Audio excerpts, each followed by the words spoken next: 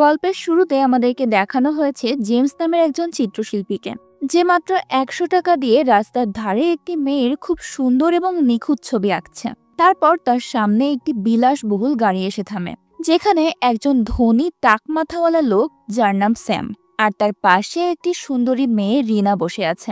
Sam জেমসের দিকে ৫,০০০ টাকা ছুঁড়ে মারে এবং বলে, তুমি ভেবে নাও তোমার ছবি বিক্রি হয়ে গেছে। জেমস তাকে জিজ্ঞেস করে, কত? লোকটা তাকে বলে, ১,০০,০০০। কিন্তু হ্যাঁ, ৯৫,০০০ টাকা আমার রেপুটেশনের জন্য। আর আমার জানা মতে যদি তুমি এটি বিক্রি করার চেষ্টা করো তাহলে ৫,০০০ টাকাও পাবে না। তার এই অপমানজনক কথা শুনে বেচারা জেমস চুপ করে থাকে এবং স্যামকে বলে এখান থেকে চলে যেতে। কিন্তু সে বলে, কেন? এই জায়গাটাকে তুমি কিনে নিয়েছো? আমি যতক্ষণ খুশি এখানে থাকতে পারি। আর তারপর জেমস নিজেই সেখান থেকে চলে যায়। এরপর রিনা স্যামকে জিজ্ঞেস করে, তুমি আমাকে এখানে কেন এনেছো? যার জবাবে স্যাম বলে, তোমাকে বুঝতে হবে, ওকে ছেড়ে আমার হাত ধরার যে সিদ্ধান্ত তুমি নিয়েছিলে তা তোমার জন্য একদম সঠিক ছিল। না হলে এই অসাধারণ গাড়িতে বসার পরিবর্তে তোমাকে জেমসের সেই পুরনো ভাঙাড়ি গাড়িতে বসতে হতো। স্যামের এই কথার মাধ্যমেই আমরা বুঝতে পারছি যে রিনা জেমসের এক্স গার্লফ্রেন্ড ছিল। টাকার লোভে সে তাকে ছেড়ে দিয়েছে। এরপর আমরা জেমসের গাড়ি দেখতে পাই, যা সত্যি অনেক পুরনো। সর্বত্র টেপ লাগানো আর টায়ারটিও পাংচার হয়ে গেছে, যার ফলে জেমস রাগে গাড়িতে লাথি মারে এবং গাড়ির নাট বল্টু সব খুলে যায়, যা জেমসকে আরো বেশি রাগান্বিত করে এবং সে আরো ২-৩টা লাথি মারে, যার ফলে গাড়ির দরজাটাও ভেঙে যায়। আর যে টায়ারগুলো ভালো ছিল সেগুলো থেকেও বাতাস বেরিয়ে যায়। এর পরের সিনে আমাদেরকে দেখানো হয় শহরের মাঝখানে একটা বড় হোর্ডিং বোর্ড, যেখানে স্যামের একটি পোস্টার লাগানো আছে। আসলে স্যামও ছিল একজন অসাধারণ চিত্রশিল্পী। আর অন্যদিকে আমরা দেখতে পাই জেমস তার বাড়িতে যাচ্ছিল। তার এলাকার সবাই এক একজন চিত্রশিল্পী, কারণ ছোটবেলা থেকেই তাদের ছবি আঁকা শেখানো হয়। এখন এত চিত্রশিল্পীর কারণে তাদের এই জায়গাটা বেশ রঙিন। কিন্তু আসল ব্যাপার হলো কেউ তাদের দক্ষতার প্রশংসা করত না। এই সব চিত্রশিল্পীর ছবিগুলো আন্ডারগ্রাউন্ড ছিল, সেই কারণে তাদের আঁকা ছবির দামও অত বেশি ছিল না, খুবই কম। বাকিদের কথা বাদই দিলাম, এবার জেমসের কথাই ধরুন। তার কাছে বাড়ি ভাড়া দেওয়ার মতো পর্যাপ্ত টাকাও ছিল না। তাই আজ বাড়িওয়ালা জেমসকে হুমকি দিতে এসেছিল, যদি সে আজ ভাড়া না দেয় তাহলে তাকে বাড়ি থেকে বের করে দেওয়া হবে। তখনই হঠাৎ জেমসের মনে পড়ে যায় যে আজ স্যাম তাকে কিছু টাকা দিয়েছিল। সেটা দিয়ে জেমস তার বাসা ভাড়া পরিশোধ করে, কিন্তু টাকা দেওয়ার সময় সে টাকাগুলো বাড়িওয়ালার দিকে ছুঁড়ে মারে। এতে বাড়িওয়ালা বলে, তোমার এত অহংকার কেন? এটা গত মাসের টাকা, তাই না? আগামীকাল এই মাসও শেষ হয়ে যাবে। তখন জেমস বলে, ঠিক আছে, তাহলে আগামীকালই এসো। বাড়িওয়ালা রেগে যায় এবং জেমসের দিকে একটি বোতল ছুঁড়ে মারে, কিন্তু জেমস তা ধরে ফেলে এবং তারপর বাড়িওয়ালাকে ওই একই বোতল দিয়ে আঘাত করার পরিবর্তে সে বোতলটিতে ঘুষি মেরে একপাশে রাখে। তার ব্যবহৃত বোতলের একটি স্তূপ আছে, সেগুলি বিক্রি করে সে জীবিকা নির্বাহের জন্য কিছু টাকা আয় করে। তারপর জেমস ম্যাক্সের কাছে যায়। এই লোকটি আর্ট গ্যালারির মালিক। জেমস ম্যাক্সের সাথে কথা বলে তার আর্ট গ্যালারিতে জেমসের চিত্রকর্মের জন্য জায়গা দিতে, কিন্তু কোনো আর্ট গ্যালারির মালিক বিনামূল্যে এই কাজ করেন না এবং জেমসের কাছে এত টাকাও নেই যে সে পরিচালনা করতে পারবে অথবা ম্যাক্সকে কিছু দিতে পারবে। যাই হোক, জেমস তাকে কিছু টাকা দিয়ে বলে ছবিটি বিক্রি হওয়ার পর সে বাকি টাকা নিতে পারবে। কিন্তু ম্যাক্স তাকে মনে করিয়ে দেয় যে, শোনো, তুমি গতবারও এই একই কথা বলেছিলে, কিন্তু তোমার একটি ছবিও বিক্রি হয়নি। আমার গ্যালারি চালনা করার জন্য টাকার খুব প্রয়োজন। আমি এভাবে দান খয়রাতের কাজ করতে পারি না। কিন্তু জেমস তাকে অনেক রিকোয়েস্ট করে, এইবারই লাস্ট, এরপর আমি আর রিকোয়েস্ট করব না। তাই ম্যাক্স বলে, ধরো যদি তোমাকে আমি বিনামূল্যে কাজ করার জন্য জায়গা দেই, কিন্তু তোমার কাছে কি সেটা প্রমোশন করার মতো ফান্ড আছে? আরে তোমার কাছে তো এক্সপার্ট ফি এবং হসপিটালের খরচের জন্য টাকা নেই। দেখো, এই একটি এক্সিবিশন তোমার ভাগ্য বদলাতে পারবে না। যদি তুমি সত্যি অভিজ্ঞ এবং ভালো চিত্র অঙ্কন করতে পারো তাহলে গ্রাহকরা তোমার বাড়ি থেকেই ছবিগুলো নিত। দেখো, এই সত্যটি মেনে নাও, তুমি ভালো চিত্রশিল্পী নও। আর শোনো, যদি তুমি তোমার ছবিগুলো আমাকে বিনামূল্যেও দাও, আমি সেগুলো আমার ঘরের মেঝেতেও রাখবো না। এত অপমান করার পর সে বলে, স্যামের ছবিগুলো একবার দেখো, সুইট পটেটো মানে মিষ্টি আলু, এই ছবিটার উদাহরণটাই ধরো। এটা দেখে তো আমারই খেতে ইচ্ছে করছিল। এবার বলো, তুমি কি কিছু বুঝতে পারছো আমি কি চাইছি? জেমস বলে, তুমি যদি স্যামকে একজন ভালো চিত্রশিল্পী মনে করো তাহলে এটা তোমার ভুল ধারণা। ম্যাক্স বলে যে, দেখো, আমি জানি সে তোমার প্রাক্তন গার্লফ্রেন্ডকে তোমার কাছ থেকে কেড়ে নিয়েছে, এজন্যই তুমি তাকে পছন্দ করো না। কিন্তু আমার কাছে সে একজন দুর্দান্ত চিত্রশিল্পী, কারণ আমি তার আঁকা ছবি থেকে আয় করি। এবং তুমিও যদি আমার পরামর্শ মেনে চলো তাহলে তুমিও অনেক টাকা পাবে। তাই তোমার নিজের শহরে ফিরে যাওয়া উচিত এবং কিছু ভালো কাজ করা উচিত, যাতে তোমার জীবন সুন্দরভাবে চলতে পারে। কারণ একজন সফল চিত্রশিল্পী হওয়া তোমার নাগালের মধ্যে আছে বলে তো মনে হচ্ছে না। তখন জেমস বলে, এটা শুধু তোমার চিন্তা ভাবনা, বুঝলে? অন্যরা আমার ছবি অনেক পছন্দ করে। তখন ম্যাক্স জিজ্ঞেস করে, কে তোমার ছবি পছন্দ করে? তাই জেমস বলে, টিনা, যে বারবারের দোকানে কাজ করে। ম্যাক্স বলে, হ্যাঁ বুঝতে পেরেছি, কিন্তু সে তো অন্ধ, তাই না? তুমি কিভাবে তার কথা বিশ্বাস করতে পারো? এরপর আমরা টিনাকে দেখতে পাই। সে দেখতে অনেক সুন্দরী ছিল, কিন্তু সে অন্ধ, বেচারি দেখতে পায় না। তার খরচ মেটাতে সে বারবারের দোকানে গ্রাহকদের ম্যাসাজ করে। কিছু নোংরা ধরনের গ্রাহকও সেখানে আসে, যারা টিনাকে বিনা কারণে হয়রানি করে। আজকে এই দুই বদমাইশ লোক তার দোকানে এসেছে। তারা টিনাকে পেছন থেকে হাত দিয়ে মেরে জিজ্ঞেস করে, বলো তো কি দিয়ে মেরেছি, আর আমাদের দুজনের মধ্যে কে মেরেছে? টিনাকে এভাবেই শোষণ করা হয়। আর যখন সে রেগে যায় তখন তারা বলে, আমরা তো মজা করছিলাম। কিন্তু আজ জেমস নিজে চোখে সবকিছু দেখে। তবে সে কোনো কথা না বলে দ্রুত সেখান থেকে চলে যায়। তারপর সেই লোক দুটো বাইরে বের হওয়ার আগে জেমস তাদের পেছনে ধরে মারে এবং বলে, এখন কেমন লাগছে? তারা দুজনে রেগে গিয়ে তাকে অনেক মার মারে। যেহেতু টিনা দেখতে পাচ্ছে না, এই কারণে রাতে জেমস তার সামনে চিৎকার করে বলে, তুমি কি আমার ঘুষির শব্দ শুনেছ? আমি ওদের দুজনকেই এমন শিক্ষা দিয়েছি যে ওরা আর কখনো এখানে আসবে না এবং কখনো আর তোমাকে কষ্ট দেবে না। এরপর জেমস টিনাকে একটা হিল উপহার দেয়। সেটা পেয়ে টিনা খুব খুশি হয়ে বলে, আমি ছোটবেলা থেকেই দেখতে পাই না, তাই আমার মা কখনো আমাকে হিল পরতে দেয়নি, কিন্তু তুমি আমাকে এগুলো দিয়েছ, তাই তোমাকে অনেক অনেক ধন্যবাদ। তুমি খুব ভালো। শোনো, আর কারোর সাথে ঝগড়া করো না। জেমস আরও বলে, তোমার ম্যাসাজের কাজটা ছেড়ে দেওয়া উচিত, তুমি এটা কেন করছো? তখন টিনা বলে, আমার দৃষ্টিশক্তির অক্ষমতার কারণে আমি আর কোনো কাজ করতে পারছি না। ঠিক আছে, একটা কাজ করো, যখন তুমি একজন সফল চিত্রশিল্পী হবে তখন আমাকে সাপোর্ট করবে, তখন না হয় আমি এই কাজ ছেড়ে দেব। দুজনেই মিষ্টি করে কথা বলে এবং চুমু খেতে এগিয়ে আসে। কিন্তু জেমস দেখতে পায় যে তার বন্ধু জিহুন তার দিকে তাকিয়ে আছে। তার উপর রাগ করে সে বলে, এমন একটি মুহূর্তে বাইরে যেতে পারলে না তুমি? তাই সে একটি ছবি দিয়ে তার মুখ ঢেকে ফেলে। এরপর জেমস আবারও চুমু খাওয়ার জন্য তার দিকে এগিয়ে যায়, কিন্তু এখন টিনা অস্বস্তি বোধ করে এবং বলে, আমাদের ছাড়া ঘরে আর কে আছে? তখন জেমস বলে, এটা আমার বন্ধু জিহুন, তার বাড়িওয়ালা তাকে বাড়ি থেকে তাড়িয়ে দিয়েছে, তাই আমি তাকে আশ্রয় দিয়েছিলাম। সেটা শুনেই টিনা সেখান থেকে চলে যায়। আসলে সে একটু লজ্জা পেয়ে গিয়েছিল এবং বেচারা জেমসের ইচ্ছেটা এভাবে অপূর্ণই থেকে যায়। এরপর সে মদ, সিগারেট এবং অন্যান্য জিনিস ধূমপান করার সময় ছাদে জিহুনের সঙ্গে কথা বলে এবং এখানে জেমস জানতে পারে যে জিহুন একজন সোশ্যাল মিডিয়া ইনফ্লুয়েন্সারের উপর ক্রাশ খায়, যাকে সে খুব ভালোবাসে। সে অনলাইনে তাকে উপহার পাঠায় এবং এখন সে প্রচুর লটারির টিকিট কেনে, কারণ সে বড়লোক হতে চায়। এখন তার কাছে যে টাকা আছে এতে কিছুই হবে না। সে বলে, আমি সারা জীবন আমার ক্রাশকে উপহার দিতে থাকবো এবং সে অন্য কারোর সাথে বিয়ে করবে। বেচারা জিহুন এটা নিয়ে আক্ষেপ করতে থাকে, আর এইভাবেই দুই বন্ধু নিজেদের দুঃখের কথাগুলো ভাগাভাগি করে নেয়। এরপর হঠাৎ জেমসের ঘুম ভেঙে যায় এবং সে আকাশে অদ্ভুত কিছু উড়তে দেখে, যেন একটু উড়ন্ত জাহাজের মতো তার মাথার উপর দিয়ে যাচ্ছে। সে লক্ষ্য করে সেই উড়োজাহাজটি থেকে 3টি এলিয়েন বেরিয়ে আসে এবং পাশের ছাদেই ল্যান্ড করে। জেমস তার নিজের চোখকে বিশ্বাস করে না। তারপর সে গোপনে তাদের ছবি তোলার চেষ্টা করে, কিন্তু তার বোকামির কারণে ফ্ল্যাশ লাইটটাই বন্ধ করতে ভুলে যায়, আর এলিয়েনরা এটা টের পেয়ে যায়। সেই কারণে এলিয়েনরা তাড়াহুড়ো করে সেখান থেকে পালিয়ে যায় এবং তাদের একটি ডিভাইস সেখানে রেখে যায় যেটা জ্বলজ্বল করছে। পরের দিন সকালে জেমস তার বন্ধু জিহুনকে সবকিছু বলে, কিন্তু সে তার কথা একটুও বিশ্বাস করে না। বরং সে বলে, আরে তুমি যা বলছো সেটা আমার আঁকা ছবির প্রভাব, যেটা আমি তোমার বিছানার পাশে রেখেছি। দেখো, ওখানে 3জন এলিয়েন আছেন, সেই সাথে ইউএফও ইত্যাদিও আছেন। তাই তুমি নিশ্চয়ই এমন স্বপ্ন দেখেছ, বুঝতে পেরেছ? এই বলে জিহুন তার কাজে চলে যায় এবং তারপর জেমসের চোখে পড়ে এলিয়েনদের সেই একই যন্ত্রের ওপর যা রাতে জ্বলছিল, কিন্তু এখন এটি দেখতে সাধারণ পেন্সিলের মতো। তারপর জেমসও কাজে যায়। সে রাস্তার ধারে বসে মানুষের ছবি আঁকছে এবং তারপর তার পেন্সিলটা কাজ করা বন্ধ করে দেয়। তখন জেমস অন্য পেন্সিল খুঁজতে গিয়ে তার মনে পড়ে, হ্যাঁ, এটা তো এলিয়েনের পেন্সিল, এটাই ব্যবহার করি। সে প্রথমে এটিকে পেন্সিল কাটার দিয়ে কেটে নেয় এবং একটি খালি পৃষ্ঠায় একটি পাথর আঁকে।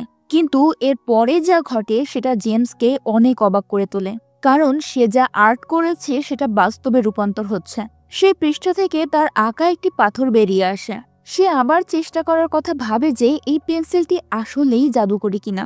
তাই সে একটি কাগজে একটি আপেল আঁকে এবং বাস্তবে সেই আপেলটিও কাগজ থেকে বেরিয়ে আসে, যেটা জেমসও খায় এবং এটি একটি আসল আপেলের অনুভূতি দেয়। তাই সে তাৎক্ষণিকভাবে আপেলটি জিহুনের কাছে নিয়ে যায় এবং তারপর তাকে বাড়িতে নিয়ে যায়। সেখানে সে জিহুনকে বলে, আমার জন্য একটা কাজ করো, আমাকে একটা লাথি দাও। আমি বিশ্বাস করতে পারছি না, আমি কি এখনো স্বপ্ন দেখছি নাকি বাস্তব। তাই জিহুন একটি লাথি দেয় এবং জেমসের গুরুতর আঘাত লাগে, যেটা নিশ্চিত করে যে এটি কোনো স্বপ্ন নয়, বরং এটি বাস্তবতা। এরপর সে জিহুনকে জাদুকরি পেন্সিলটি দেখায়। সে বলে, ভাইরে, এটা একটা এলিয়েনের পেন্সিল, যে গত রাতে এটা তাড়াহুড়ো করে ফেলে পালিয়ে গিয়েছিল। এই কারণে আমি যে আঁকছি তা বাস্তব হয়ে উঠছে। কিন্তু জিহুন তার কথা মানতে চায় না। সে বলে, একটু অপেক্ষা করো, আমি 120 নম্বরে ফোন করব, তোমার একজন জরুরি মনোরোগ বিশেষজ্ঞ দরকার। জেমস বলে, বিশ্বাস করো, আমি সত্যি বলছি। আচ্ছা ঠিক আছে, তুমি এখনই কি চাও? আমি তোমার জন্য এটা তৈরি করে দেব। তাই সে বলে, আমার একটি সোনার বার চাই, আমার কাছে এনে দাও। আর সাথে সাথে সে একটি 24 ক্যারেট সোনার বার আঁকে। কিন্তু কিছুই হচ্ছে না। জেমস বলে, অপেক্ষা করো ছোট ভাই। জিহান বলে, না না, অপেক্ষা করার কোনো প্রয়োজন নেই, এসো আমি তোমাকে হাসপাতালে নিয়ে যাব। এই কথা বলার সময় জিহুন কাগজটি জানালা দিয়ে ছুঁড়ে ফেলে এবং তারপর একটা লোকের চিৎকার শুনতে পায়। দুজনেই জানালা দিয়ে বাইরে তাকিয়ে অবাক হয়ে যায়, কারণ লোকের মাথা ফেটে গিয়েছিল, সেখান থেকে রক্ত ঝরছিল। লোকটা রেগে গিয়ে বলে, তোরা দাঁড়া, আমি আসছি, তোরা আমাকে এত বড় ইট দিয়ে মেরেছিস। কিন্তু যখন সে ওটা তাদের দিকে ছুটতে যায় তখন সে দেখতে পায় এটা সাধারণ কোনো ইট নয়, সোনার বার। আর এটা দেখে লোকটি বলে, না বাবা, কিছুই হয়নি, আমি কিছুই চাই না। এই বলে সে সোনার বারটা নিয়ে তাৎক্ষণিকভাবে সেখান থেকে পালিয়ে যায়। এখন এটা দেখে জিহুন সম্পূর্ণ অবাক হয়। জেমসকে আবার আঁকতে বলে এবং এবার সোনার প্যানকেক বানাতে বলে। আঁকার সাথে সাথেই তাদের সামনে একটি সোনার প্যানকেক এসে পড়ে। এটা দেখে জিহুনের চোখে জল এসে যায়। সে বলে, ভাই, আমরা ধনী হয়ে গেছি। তখন জেমস তাকে বাধা দেয় যে, না না, আমরা ধনী হইনি, আমি এই পেন্সিলটি পেয়েছি, তার মানে আমি ধনী হয়েছি। তাই জিহুন বলে, যদি আমি গতরাতে তোমাকে ছাদে পান করার জন্য আমন্ত্রণ না জানাতাম তাহলে কি তুমি এলিয়েন দেখতে পারতে? দেখতেও পারতে না, আর তোমার কাছে এই পেন্সিলটাও আসতো না। অনেক তর্ক বিতর্কর পর জেমস বলে, আরে আমরা তো ভাই, আমার কি আর তোমার কি? শুধু মনে রাখবে, পেন্সিলটি সম্পর্কে যেন অন্য কেউ না জানতে পারে, অন্যথায় আমাদের কিছুই থাকবে না। এবং হ্যাঁ, এটা আমাদের নিজেদেরকেই গোপন রাখতে হবে। যদি আমরা হঠাৎ মানুষের সামনে ধনী হয়ে যাই তাহলে সবাই সন্দেহ করবে। এছাড়াও যদি ভিনগ্রহীরা জানতে পারে তাহলে এটি খারাপ হবে, তাই না? কে জানে তারা আমাদের সাথে কি করবে। মজার ব্যাপার হলো, এত বিচক্ষণতার সাথে কথা বলার পর জেমস তাৎক্ষণিকভাবে একটি দুর্দান্ত বাড়ি আঁকছে, যা তার ঘরে ফিট হতে পারবে না। তাই বাইরের খালি জায়গায় এটি বাস্তবে দেখা যাচ্ছে, যার কারণে আশেপাশের লোকেরা সেখানে জড়ো হয়ে যায়। তারা ভাবছে, হঠাৎ এই বাড়িটি এখানে কিভাবে আসলো? এত বড় বাড়ি তো এখানে আগে ছিল না। এরই মাঝে একটি পুলিশের গাড়িও সেখানে আসে, যা 5 মিনিট আগে এখান থেকে অতিক্রম করেছিল, এবং তারা ফিরে আসার সময় এই বাড়িটি দেখতে পায়, যা তাদেরকে বিভ্রান্ত করে যে 5 মিনিট আগে এখানে কোনো বাড়ি ছিল না। তাহলে এটি কোথা থেকে এলো? যাই হোক, চলো গিয়ে দেখি এর মালিককে। এই সমস্ত কার্যকলাপ দেখে জেমস এবং জিহুন হতবাক হয়ে যায়। জিহুন জেমসকে বলে, আমরা তো এটা গোপন রাখার কথা ভেবেছিলাম, কিন্তু এটি এত লোকের সামনে চলে এসেছে। তখন জেমস ভাবে, যদি আমি এটি আঁকতে পারি তাহলে তো আমি এটি মুছেও ফেলতে পারবো। আর তারপর তার চোখ যায় পেন্সিলের একটি ছোট্ট বোতামের দিকে, যা টিপলে তাতে একটি গোলাপি রঙের আলো জ্বলে ওঠে, যেটা কিনা ভ্যাকুয়াম ক্লিনারের মতো কাজ করে। এটি কাগজে আঁকা ভিলাটিকে তার ভেতরে টেনে নেয়, যার কারণে সেখানে উপস্থিত সকলেই অবাক হয়ে যায়। কি হয়েছে? এখানে তো আগে কোনো বাড়ি ছিল না। তারপর এটি দেখা গেল আবার অদৃশ্য হয়ে গেল। এরপর জেমস এবং জিহুন বাড়ির ভেতরে চলে যায়। তারা বুঝতে পারে এই পেন্সিলটি খুবই ঝুঁকিপূর্ণ। তারা নিজেদের মধ্যেই বলাবলি করে যে আমরা চিন্তা ভাবনা করেই এটি ব্যবহার করব। আমাদের প্রথমে টাকা উপার্জন করতে হবে এবং তারপর আবার এটি ব্যবহার করতে হবে। আমাদের টাকা দিয়ে একটি বাড়ি তৈরি করতে হবে। তাই জেমস বলে, হ্যাঁ, আমাদের 20 মিলিয়ন টাকা আঁকতে হবে। কিন্তু জিহুন বলে যে, না বন্ধু, এটা অনেক কম। আমাদের 2টি ভিলা কিনতে হবে, যেখানে আমাদের বাটলার ভাড়া করতে হবে। রোলস রয়েসের জন্য আমাদের 2জন ড্রাইভার হায়ার করতে হবে। ঘরের কাজ করার জন্য আমাদের 3জন গৃহকর্মী ভাড়া করতে হবে। কমপক্ষে 200 মিলিয়ন প্রয়োজন। এই বলে সে জেমসের হাত থেকে পেন্সিলটি নিয়ে একটি কাগজে 200 মিলিয়ন লেখে। কিন্তু কাগজ থেকে শুধু 200 মিলিয়ন সংখ্যাটি বেরিয়ে আসে, টাকা নয়, যেটি তাদের হতাশ করে দেয়। তারপর জেমস 200 মিলিয়ন টাকার কল্পনা করে ঠিকঠাক করে, এরপর খুব সুন্দর করে ছবি আঁকে। তারপর ধীরে ধীরে টাকা আসতে শুরু করে। কিন্তু তাদের এই ভাড়া করা বাড়িটি খুবই ছোট, বাড়িটি নোট দিয়ে ভরে যায়, কিন্তু 200 মিলিয়ন টাকা এখনো সম্পূর্ণ হয়নি। কিছুক্ষণ পর বাড়িওয়ালা এসে সমস্ত ভাড়াটাদের আক্রমণ করে যে তাদের মধ্যে কে আজ ভাড়া পরিশোধ করেনি, আমি তাকে বাড়ি থেকে বের করে দেব। তাই সে জেমসকে দিয়েই শুরু করার কথা ভাবে, সেই কারণে সে তাকে আসতে বলে। কিন্তু এরপর সে যা দেখে সেটা সে কখনো কল্পনাও করেনি। জেমস এবং জিহুন খুব ঘন লাল এবং নীল রঙের পোশাক পরে আসে এবং স্টাইলে চিৎকার করে। এটা দেখে বাড়িওয়ালা জিজ্ঞেস করে তারা এমন অদ্ভুত পোশাক পরে আছে কেন, তাদের কি গরম লাগছে না? সে বলে, হ্যাঁ গরম তো একটু লাগছে, আসলে একটু বেশি লাগছে। তখন বাড়িওয়ালা বলে, তাহলে এগুলো খুলে ফেলো। কিন্তু জেমস বাড়িওয়ালার সঙ্গে তার নিজের সংলাপটির পুনরাবৃত্তি করে যে এটা গরিব মানুষদের চিন্তা ভাবনা, আমরা গরিব নই। সে বড় একটি এয়ার কুলার অর্ডার করে, যা কিনা পুরো এলাকা ঠান্ডা করে। এরপরে সে কিছু লোককে ডাকে যাদের হাতে টাকা ভর্তি সুটকেস ছিল। তারপর জিহুন ঘোষণা করে, ভাই ও বোনেরা, তোমরা সবাই তোমাদের বাড়ি ছেড়ে শিল্পী হতে এই শহরে এসেছ, সেই কারণেই তোমরা ঠিকঠাক ভাড়া দিতে পারছো না। তাই আজ থেকে আগামী 100 বছরের জন্য তোমাদের সকলের ভাড়া পরিশোধ করব। এখন থেকে তোমাদের চিন্তা না করে তোমাদের লক্ষ্যের দিকে মনোনিবেশ করা উচিত। তাদের এই ঘোষণা সবাইকে বাকরুদ্ধ করে তোলে। সবাই ভাবছে তাদের কি হয়েছে, এত টাকা তারা কোথায় পেল? কিন্তু তারা সন্দেহ না করে তাদের কাজে খুব খুশি হয়। তাই তারা সবাই হাততালি দিয়ে তাদের দুজনকে ধন্যবাদ জানায়। তারপর জেমস এবং জিহুন তাদের কর্মীদের সাথে নিয়ে রোলস রয়েসে বসে একটি ভিলা কিনতে চলে যায়। তারা যেখানে যায় সেখানে স্যাম ইতোমধ্যেই তার গার্লফ্রেন্ড নিয়ে একটি ভিলা কিনতে এসেছে। সেখানে একটি ভিলার দাম 15 মিলিয়ন, কিন্তু স্যামের বাজেট মাত্র 1 কোটি। তাই সে তার বাজেটের মধ্যেই একটা সস্তা ভিলা কেনার কথা বলে। কিন্তু তার গার্লফ্রেন্ড সেই 15 মিলিয়নের ভিলাটি খুব পছন্দ করেছে। এদিকে যখন সে জেমস এবং জিহুনকে সেখানে আসতে দেখে সে তাদেরকে অনেক অপমান করে। তাদেরকে বলে, আরে তুমি এখানে 1 বস্তা চালও পাবে না ভাই। তখন জেমস তাকে চুপ করিয়ে দিয়ে বলে যে তারা 4 কোটি টাকা দিয়ে ভিলা কিনতে এসেছে, তাও আবার একটা নয়, দুটো, একটা তার নিজের জন্য আর একটা জিহুনের জন্য। সে আরো বলে, আমি তোমাকে দিয়ে চালের বস্তা আনাবো। রাতে জেমস তার অন্ধ বান্ধবী টিনাকে তার ভিলায় নিয়ে আসে এবং তাকে সারপ্রাইজ করার জন্য অনেক কিছুর আয়োজন করে। কিন্তু সে এরই মধ্যে লোকেদের কাছে শুনেছিল জেমস 4 কোটি টাকা দিয়ে একটি ভিলা কিনেছে। কিন্তু এখন টিনা নিজের চোখ দিয়ে এই ভিলার সৌন্দর্য দেখতে পারে না, যার জন্য জেমস তাকে একজন মহিলার ব্যবস্থা করেছিল, যিনি তাকে এই বাড়ির প্রত্যেকটি বিশেষত্ব সম্পর্কে বলবে, কোথায় কি আছে এবং দেখতে কেমন সেটি বর্ণনা করবে। তার ভিলা কেনার আনন্দে জেমস অনেক অতিথিকেও আমন্ত্রণ জানিয়েছিল। এখানে জিহুন তার সোশ্যাল মিডিয়া ইনফ্লুয়েন্সার ক্রাশকেও আমন্ত্রণ জানিয়েছিল, কারণ সে এখন শুধুমাত্র একদিনের জন্য ডেট নয়, তার পুরো জীবন তার সঙ্গে আরামে কাটাতে চেয়েছিল। কেননা জিহুন এখন তার সমস্ত চাহিদা পূরণ করতে পারবে। সবার সামনে জেমস টিনাকে বিয়ের জন্য প্রস্তাব দেয়, কিন্তু টিনা প্রত্যাখ্যান করে এবং কাঁদতে কাঁদতে চলে যায়। জেমস তার পিছু নেয় এবং তার সমস্যাটা কি তা জানতে চায়। সে বলে, আমরা দুজনেই তো একে অপরকে পছন্দ করি, তাই না? তখন টিনা বলে, আমি এখনো তোমাকে পছন্দ করি, কিন্তু আমি মানুষের সামনে তোমাকে নিয়ে মজা করা দেখতে পারবো না, কারণ তুমি যদি আমাকে বিয়ে করো তাহলে মানুষ নানা রকম কথা বলবে। তারা বলবে এত বড় সফল শিল্পী একটি অন্ধ মেয়েকে বিয়ে করেছে। তারপর জেমস তাকে বুঝিয়ে বলে যে আমি শিল্পী হওয়ার কারণে এইসব অর্জন করতে পারিনি, বরং এটি ঘটেছে একটি জাদুর পেন্সিলের মাধ্যমে। তখন টিনা বলে, হো, যদি তাই হয় তাহলে আমার জন্য একটা চোখ তৈরি করো, আমি পৃথিবী দেখতে পারবো। এই কারণে পরের দিন জেমস তার ভিলায় টিনা এবং জিহুনের সামনে চোখ আঁকে, যা টিনার চোখে না গিয়ে জিহুনের কাঁধে আসে, যেটা জেমস দ্রুত তুলে নেয় এবং তারা দুজন সেই ছবিটি ইরেজার দিয়ে মুছে দেয়। এখন টিনার অনেক মন খারাপ, কারণ এটি তার উপর কাজ করছে না। তখন জেমস এবং জিহুন এটা নিয়ে ভাবতে শুরু করে। তারা মাথায় জোর দিয়ে ভাবে এবং 5 ঘন্টা একটানা পরিশ্রমের পর তারা একটি কাগজে টিনার একটি ছবি আঁকে।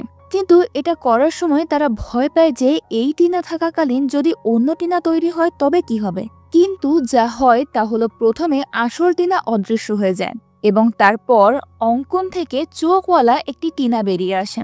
অন্যদিকে আমরা দেখতে পাই মিডিয়াতে আলোড়ন সৃষ্টি হয়। কারণ হলিউডের সবচেয়ে সুন্দরী নায়িকা মারিয়ার চোখ হঠাৎ অদৃশ্য হয়ে যায়, যার ফলে তাকে তৎক্ষণাৎ একটি অ্যাম্বুলেন্সে করে হসপিটালে নিয়ে যাওয়া হয়। এবং শুধু তাই নয়, এরপরে মিডিয়ার লোকেরা এমন আরও কিছু ঘটনা খুঁজে পায়, যেমন মিস্টার ওয়াং, যার ভিলা বাড়ি ছিল হঠাৎ অদৃশ্য হয়ে গিয়েছিল। তার সাক্ষাৎকার নেওয়া হয়।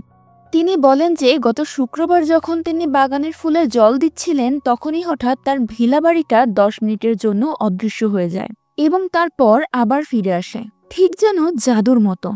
সে বলে যে কেন এটা ঘটলো, কিভাবে এটা ঘটলো, আমি কিছুই জানি না, কিন্তু এটা অবশ্যই কিছু একটা ছিল। এই সমস্ত ঘটনা দেখার পর একটি ছেলে এগিয়ে আসে এবং পুলিশের কাছে তার অভিজ্ঞতা বর্ণনা করে। যখন আমি আমার বান্ধবীর সাথে আমার বসের রোলস রয়েসে ভ্রমণ করছিলাম, হঠাৎ আমার গাড়িটি অদৃশ্য হয়ে গেল এবং আমরা দুজনেই হঠাৎ রাস্তায় পড়ে গেলাম, যা 90 কিলোমিটার পার ঘন্টার গতিতে চলছিল। আমি মাঝখানে পড়ে গেলাম এবং পিছনে আহত হলাম। এখন আমি কি বলবো, ব্যথা এত বেশি যে আমি কাউকে কিছু বলতেও পারছি না এবং বসতেও পারছি না।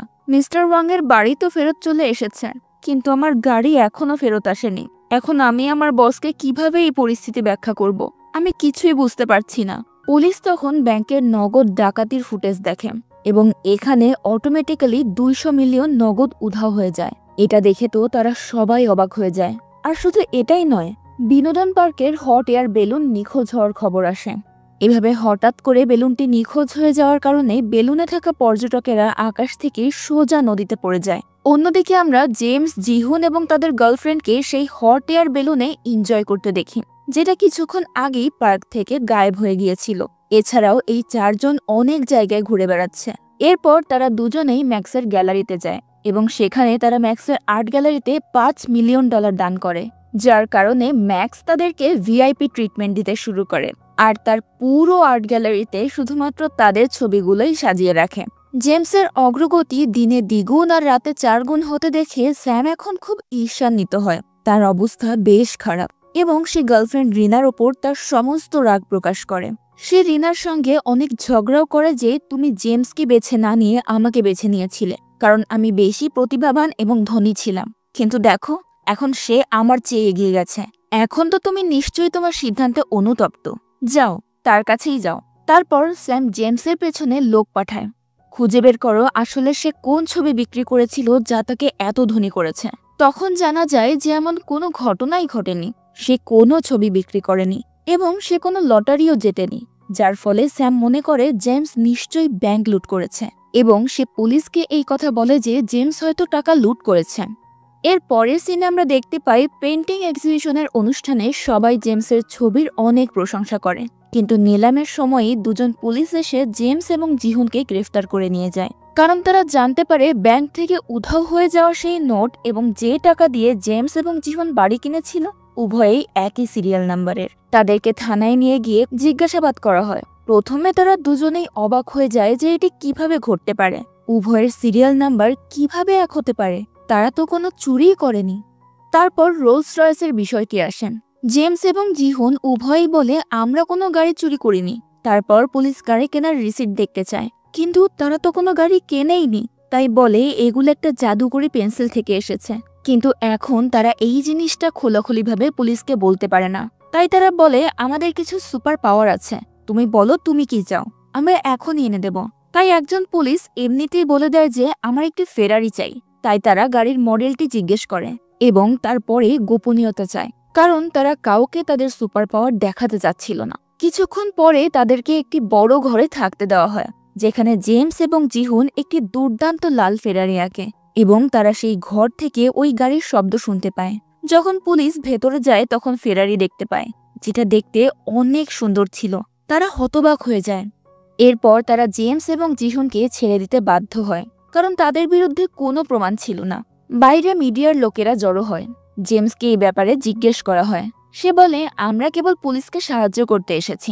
তারপর জেমস এবং জিহুনও ইনভেস্টিগেট করে যে এটা কি সত্যি যে আমরা জাদুর পেন্সিল দিয়ে যা আঁকি সেটা জাদু দিয়ে ক্রিয়েট হওয়ার বদলে অন্য কোথাও থেকে টেলিপোর্ট হয়ে আমাদের কাছে আসে। অর্থাৎ এটি এমন কোনো পেন্সিল নয় যা সৃষ্টি করে, বরং এমন পেন্সিল যা টেলিপোর্ট করে। আর এই সমস্ত বিষয় যখন টিনা জানতে পারে তখন সে বলে আমার চোখ, অর্থাৎ আমার যে চোখ দেওয়া হয়েছে সেটা তাহলে অন্য কারোর চোখ। এবং বর্তমানে সে নিজে অন্ধ হয়েছে, তখন এটা ভেবে তার মন খারাপ হয়। এর মানে সেই অভিনেত্রী মারিয়া, যার চোখ গায়েব হয়ে গিয়েছিল, সেটা টেলিপোর্ট হয়ে টিনার কাছে চলে এসেছে। অন্যদিকে পুলিশও জানতে পারে জেমস আজ তার সুপার পাওয়ার দিয়ে যে ফেরারিটি এনেছিল সেটি একটি দোকান থেকে উধাও হয়ে গেছে। কিন্তু সুপার পাওয়ার সম্পর্কিত কোনো আইন তো নেই, তাহলে তারা জেমসকে কি শাস্তি দেবে? তাই সে পুরো বিষয়টি তার ঊর্ধ্বতন কর্মকর্তাকে জানায়। সে খুব অবাক হয়ে যায় এবং সঠিক পদক্ষেপ নেওয়ার জন্য কিছু সময় চায়। আপাতত সেই 2 পুলিশ সদস্যকে জেমস এবং জিহুনের ওপর নজর রাখতে বলে। এরপর আমরা দেখতে পাই রিনা জেমসের কাছে আসে। তার মুখে মারধরের চিহ্ন দেখে জেমস ভয় পেয়ে যায় এবং জিজ্ঞেস করে কি হয়েছে। তারপর সে মদ্যপান করার সময় জেমসকে বলে, স্যাম আমার সঙ্গে এমন করেছে কারণ সে তোমাকে দেখতে পারছে না, মানে সে তোমার অগ্রগতি দেখতে পারছে না। তুমি কিভাবে এত কোটিপতি হতে পারো? এখন সে তো তোমাকে মারতে পারবে না, এজন্যই আমাকে মারধর করেছে এবং আমার সাথে সম্পর্ক ছিন্ন করেছে। আমি আগামীকাল আমার শহরে ফিরে যাচ্ছি, তাই যাওয়ার আগে ভাবলাম তোমার সঙ্গে দেখা করে ক্ষমা চাওয়া উচিত। আমি খুব ভুল করেছি। আমি তোমার পরিবর্তে সেই স্যামকে বেছে নিয়েছিলাম। আমি সেই সময় লোভী হয়ে পড়েছিলাম। আর তারপর জেমসও মদ্যপান করে এবং তার কাছে সত্য স্বীকার করে যে আমি আসলে সেই সময় একটু বেশি ছবির প্রতি পাগল হয়ে গিয়েছিলাম। আমি তোমাকে সময় দিতে পারিনি, তোমার চাহিদাও পূরণ করতে পারিনি। যখন তোমার বাবার দুর্ঘটনা ঘটেছিল আমি তার অস্ত্রোপচারের জন্য 5,000 টাকাও জোগাড় করতে পারিনি। এখন তোমার জায়গায় যদি অন্য কোনো মেয়ে থাকতো তাহলে সেও আমাকে ছেড়ে চলে যেত। এসব শুনে রিনা বলে, অতীতের কথা ভুলে যাও না, এখন তুমি মহান একজন চিত্রশিল্পী হয়ে গেছো, তোমার কোনো কিছুর অভাব নেই। তখন জেমস বলে, মহান চিত্রশিল্পী? না না, আমি মহান চিত্রশিল্পী নই। এটি আসলে এলিয়েনদের জাদুকরি পেন্সিলের জাদু, যেটার কারণে আমি আজ এখানে আসতে পেরেছি। এই বলে সে তার লকার খুলে তাকে পেন্সিলটি দেখায়। এদিকে স্যাম তার বাড়িতে বসেই এই সবকিছু দেখছিল, কারণ সে রিনার পোশাকে একটি গোপন ক্যামেরা লাগিয়েছিল, যার সম্পর্কে রিনা কিছুই জানে না। পরের দিন সকালে জেমস ঘুম থেকে উঠে দেখে রিনা চলে গেছে, কিন্তু টিনা আর জিহুন তাকে ঘিরে রেখেছে, কারণ পুলিশ অফিসাররা বাড়িতে এসেছে। এটা দেখে জেমস অন্য ঘরে চলে যায়, যেখানে সে টিনা এবং জিহুনের সঙ্গে আলোচনা করে যে গত রাতে আমি খুব খারাপ স্বপ্ন দেখেছিলাম। মনে হচ্ছে ওই পেন্সিলের কারণে খারাপ কিছু ঘটতে চলেছে। যখন থেকে আমি জানতে পেরেছি যে ওই পেন্সিলটি জাদুকরি নয়, বরং টেলিপোর্টার হিসেবে কাজ করে এবং আমরা অন্য কারো জিনিস নিয়ে বসে আছি, তখন থেকেই আমার না খুব অপরাধ বোধ হচ্ছে। তখন টিনাও বলে যে হ্যাঁ, আমারও মারিয়ার জন্য খুব খারাপ লাগছে। গত রাতে খবরে দেখাচ্ছিল মারিয়া অনেকবার আত্মহত্যা করার চেষ্টা করেছে, কারণ সে তার চোখ ছাড়া বাঁচতে চায় না। তার চোখ তার সৌন্দর্যের সেরা অংশ ছিল। এখন যাই হোক, আমি শুধু এই পৃথিবীটা দেখতে চেয়েছিলাম, যা আমি দেখেছি। এখন যদি এই চোখগুলো ফিরে যায় তাতেও আমার খুব একটা দুঃখ হবে না। এরই মাঝে জিহুনের প্রভাবশালী গার্লফ্রেন্ডও সেখানে চলে আসে এবং ঘটনাক্রমে তাদের সমস্ত কথোপকথন শুনে ফেলে। তারপর সে পরামর্শ দেয় আমাদের পুলিশকে সবকিছু বলা উচিত, আর সেই সাথে সমস্ত ছবিও মুছে ফেলা উচিত। কিন্তু জিহুন তাতে রাজি হয় না, কারণ সে আবার দরিদ্র হতে চায় না, আর সে কোনো মূল্যেই তার গার্লফ্রেন্ডকেও হারাতে চায় না। তখন তার গার্লফ্রেন্ড নিজেই তাকে বোঝায় যে দেখো, আমি তোমার টাকার জন্য তোমাকে পছন্দ করিনি, তুমি খুব ভালো মনের একজন মানুষ। তুমি অনেক বছর ধরে আমাকে ক্রমাগত উপহার পাঠাচ্ছিলে, সেখান থেকে আমি এতটুকু তো বুঝতে পেরেছি তুমি তাদের মধ্যে নাও যারা হাল ছেড়ে দেয়। আর তোমার এই বিষয়টাই আমার খুব পছন্দ হয়েছে। আমি তোমাকে খুব পছন্দ করি, তাই এই সম্পদ যদি হারিয়েও যায় তবুও আমি তোমার সাথেই থাকবো। তার কথা শুনে জিহুন সম্পূর্ণরূপে রাজি না হওয়া সত্ত্বেও সে পেন্সিলটি পুলিশকে ফেরত দিতে রাজি হয়। তারপর জেমস পুলিশকে সব সত্যটি খুলে বলে এবং লকার খুলে পেন্সিলটি দেখায়, কিন্তু পেন্সিলটি সেখানে নেই, যা সবাইকে অবাক করে দেয়। তখন আমরা ফ্ল্যাশব্যাকে দেখতে পাই যে যখন জেমস এবং রিনা রাতে মদ্যপান করে তাদের মনের কথা বলছিল, তখনই স্যাম সেখানে এসেছিল এবং লকার থেকে পেন্সিলটি বের করে জোর করে রিনাকে তার সঙ্গে নিয়ে গিয়েছিল, কারণ তারা দুজনেই অজ্ঞান ছিল। যাই হোক, পুলিশ রিনা এবং স্যামকে চলে যেতে দেখেছিল, তাই স্যাম তাদেরকে বলে যে এটা আমার গার্লফ্রেন্ড, সে এখানে ছিল তাই আমি ওকে নিতে এসেছিলাম। এরপর আমরা স্যামকে দেখি, যার স্বপ্ন ছিল বিশ্বের সর্বশ্রেষ্ঠ শিল্প ব্যবসায়ী হওয়া।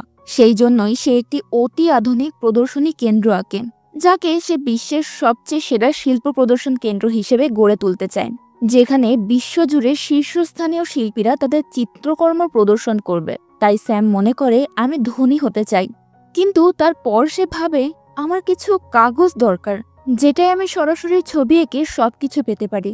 আর সে সবসময় একটি দেশের রাজা হতে চেয়েছিল। সেই জন্যই সে একটি রাজ্য আঁকে।